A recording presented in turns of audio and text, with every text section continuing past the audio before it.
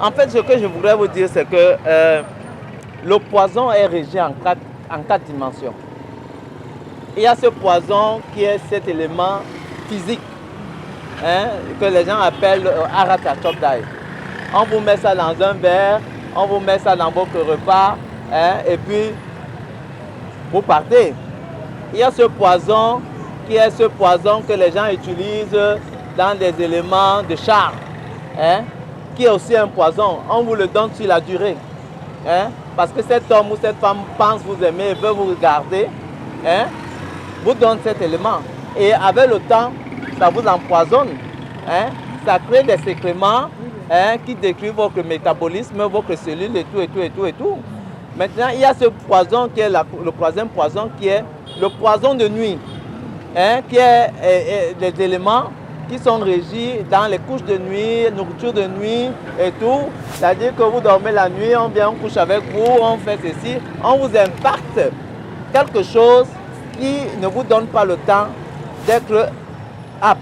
Le quatrième élément des poisons, qui sont les poisons de l'emportement, c'est-à-dire que c'est les poisons spirituels au 4e degré.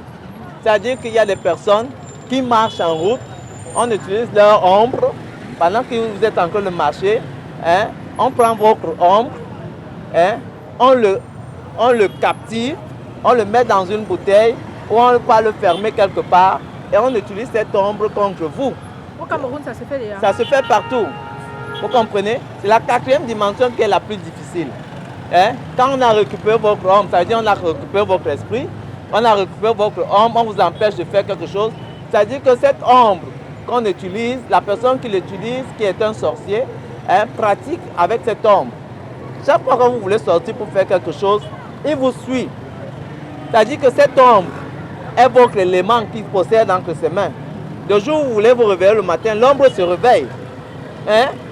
Ce que vous parlez, l'ombre parle, il entend. Et quand il entend, il sait déjà ce qu'il faut faire avec vous.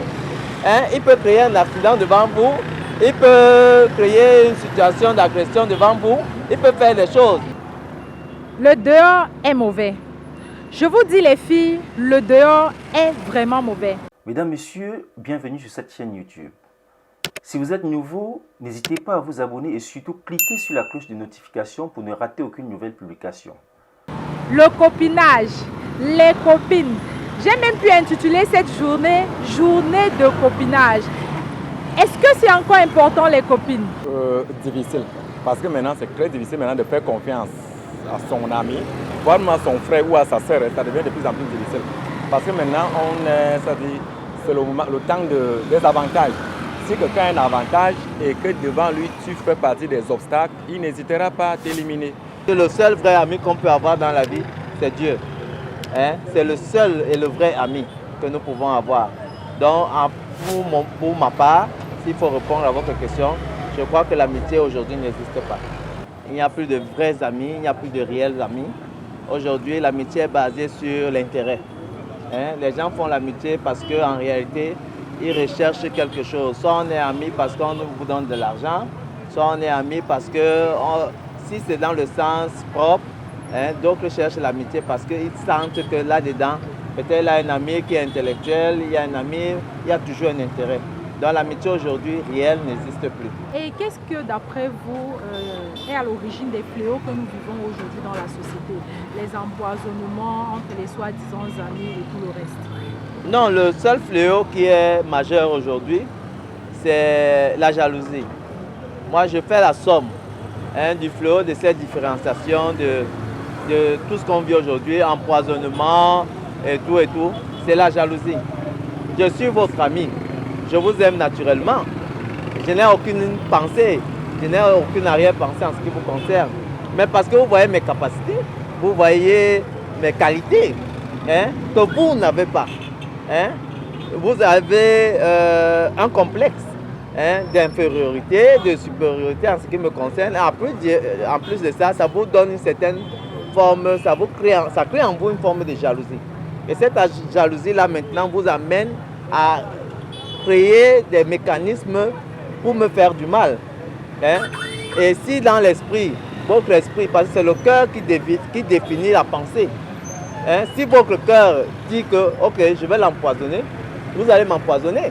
Si votre cœur dit que, ok, celui-là, je vais, je ne sais pas, le tuer hein, dans son sommeil en l'asphyxiant, c'est ce que vous allez faire.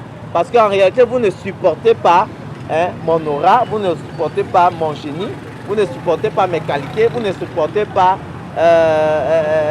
mes capacités à me mouvoir. Parce que toutes les personnes dans la société n'ont pas les mêmes compétences, n'ont pas les mêmes qualités. Vous comprenez? On est différents, chacun a son étoile, chacun a ses capacités. Mais vous comprenez qu'il y a des personnes qui sont moins et qui envient ceux qui sont plus que eux, dans les multiples capacités qu'ils peuvent avoir. Et celui qui est moins se sent en infériorité et veut absolument presser celui qui a plus que lui. Ça se retrouve dans les établissements, dans les lieux de service, ça se retrouve dans les marchés où il y a la concurrence entre les commerçants et tout. Hein, tu vois, celle-là, elle vend plus que l'autre. Hein, pourquoi c'est elle? Pourquoi pas moi? Hein, et le matin, quand je viens, je mets le poison, elle traverse. Ou je mets quelque chose dans son repas pendant qu'elle va pisser. Hein, parce qu'elle a quelque chose que je n'ai pas.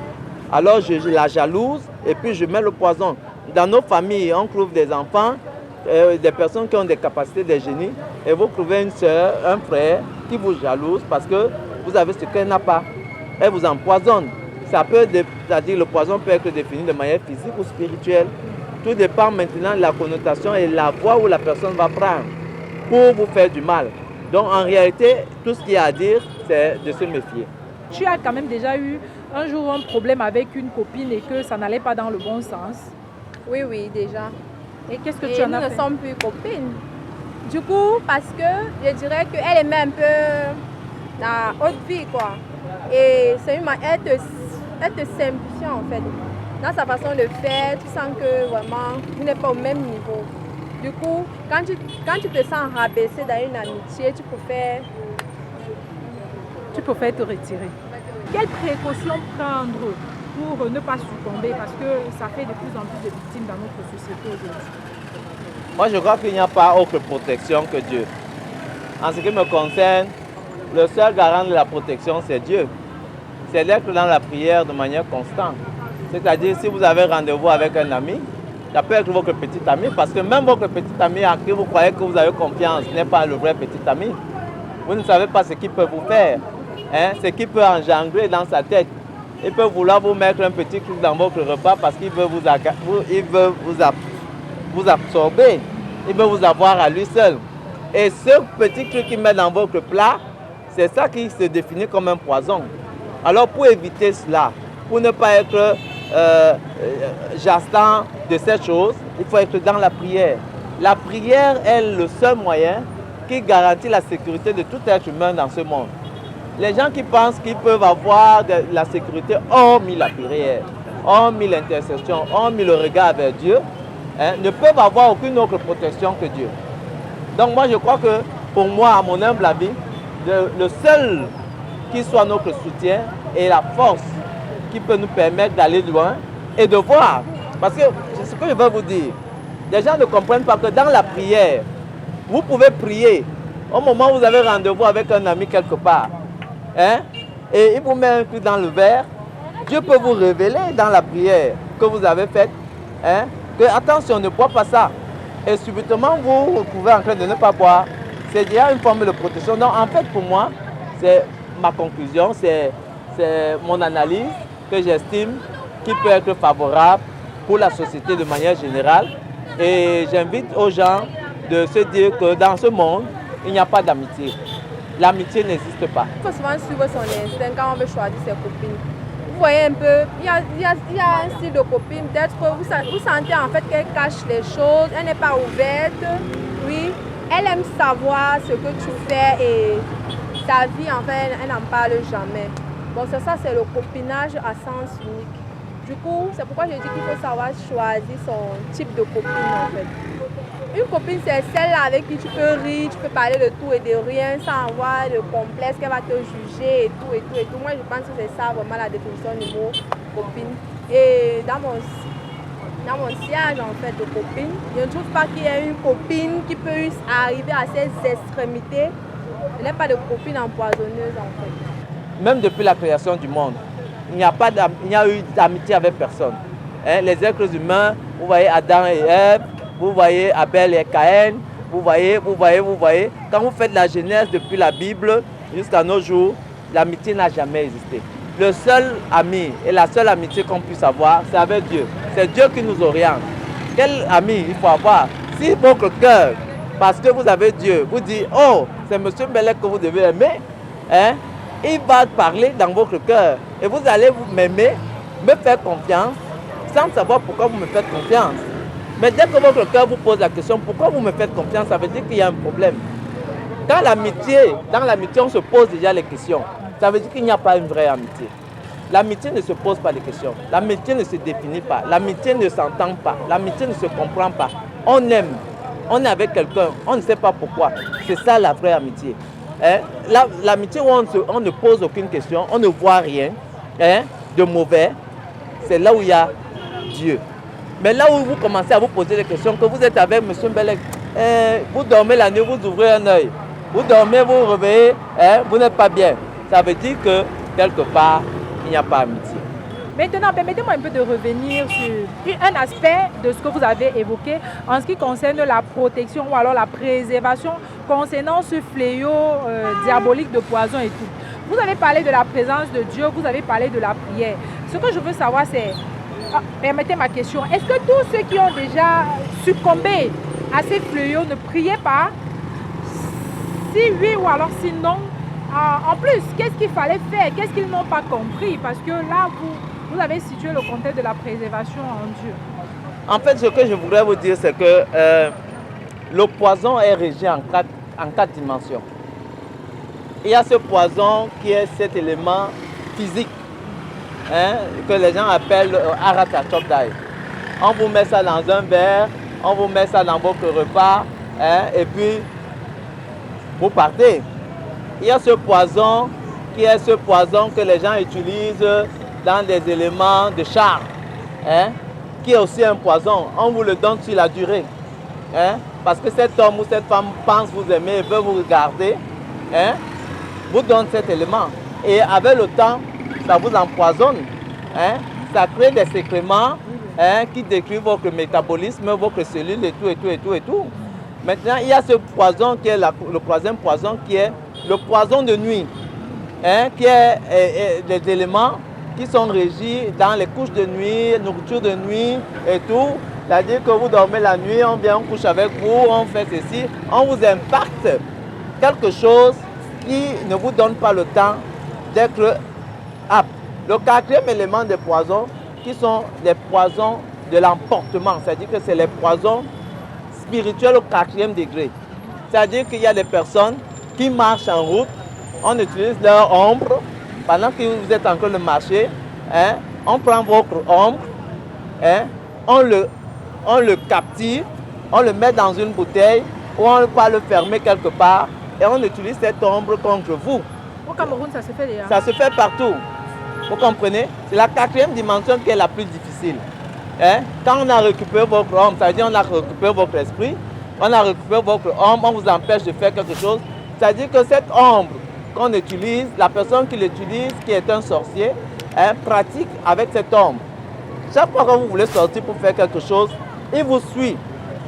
C'est-à-dire que cette ombre est votre élément qu'il possède entre ses mains. Le jour où vous voulez vous réveiller le matin, l'ombre se réveille. Hein? Ce que vous parlez, l'ombre parle, il entend. Hein? Et quand il entend, hein, il sait déjà ce qu'il faut faire avec vous. Hein? Il peut créer un accident devant vous, il peut créer une situation d'agression devant vous, il peut faire des choses. Bon, en fait, je ne veux pas entrer dans cette parce que, mais ce que je vais vous dire, dans toutes ces choses, la somme de la vie, la somme de ce que nous vivons, la société est régie sur une chose, qui est Dieu. Et cette chose qui est Dieu, ou cette personne qui est Dieu, nous donne la force dans les situations les plus difficiles. C'est-à-dire que vous pouvez manger du poison. On peut vous faire manger du poison, mais parce que vous avez Dieu, parce que vous tenez Dieu, ce poison ne vous tue pas. Il peut vous affaiblir, il peut vous rendre impuissant, mais il ne pourra pas vous tuer parce que celui que vous avez en vous, hein, est plus fort que ce qui est en vous.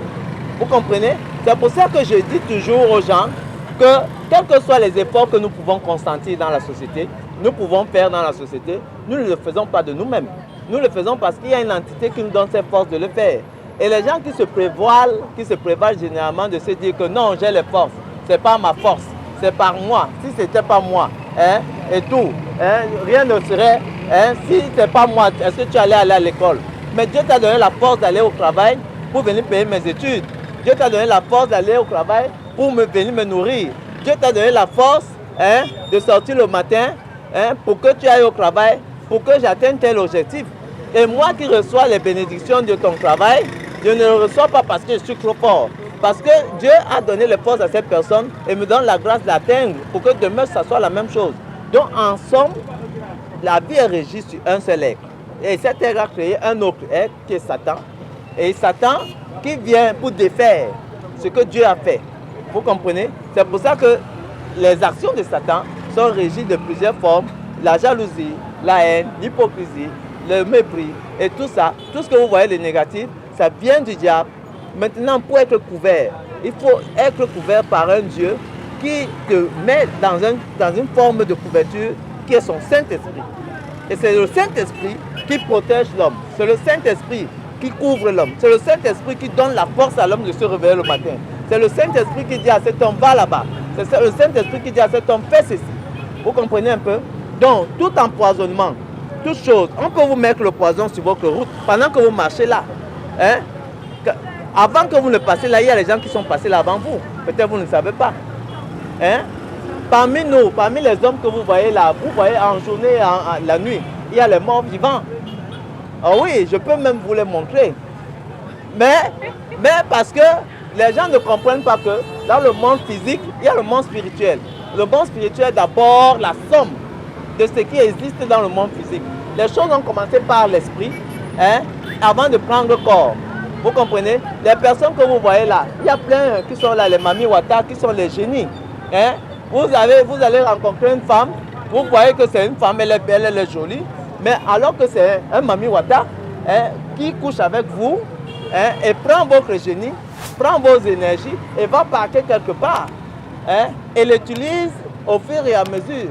Et vous voyez que le moment où vous cherchez le travail, vous n'avez pas ce travail. Au moment où vous voulez entreprendre un projet, le projet tombe. Pourquoi? Parce que dans la nuit, vous êtes allé avec une femme ou un homme qui est un génie, qui a puisé de vos énergies et vous a donné un 10 000, un 15 000. Hein? C'est pour ça que j'interpelle beaucoup de femmes, en particulier, qui, excusez-moi de parler trop, les femmes en particulier qui se disent que leur objectif c'est l'argent. Hein? Qui ne voient tout dans l'argent. Elles ne se donnent aucun effort. L'homme, quand il te donne son argent, il ne te donne pas ça en vain. Et il y a les gens qui leur argent est codé. Il y a les gens qui leur argent est mystique.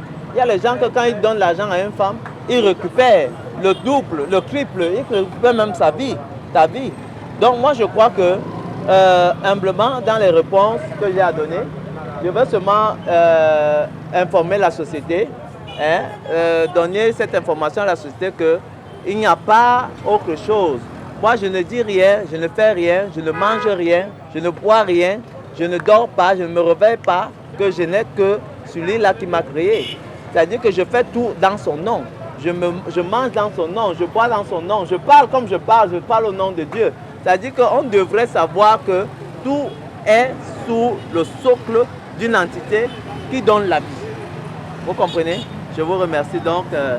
Si vous avez d'autres questions, je suis avec vous. C'est nous qui vous remercions, Monsieur Moïse. Alors, vous avez tout entendu, vous avez tout écouté. Nous avons questionné l'homme de la rue.